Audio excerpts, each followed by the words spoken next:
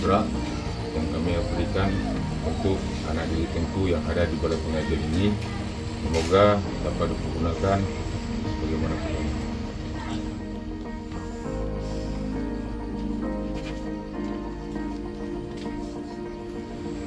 Alhamdulillah, ini merupakan sumbangan dari Bapak Kapolres Aceh Utara, dan terima kasih kepada Bapak Kapolres Aceh Utara yang telah menyumbang berupa Al-Quran dan Iqra kepada kami Balai Pengajian Nurul Falah di Payabakum, di Pucuk Alu, Kecamatan Payabakum.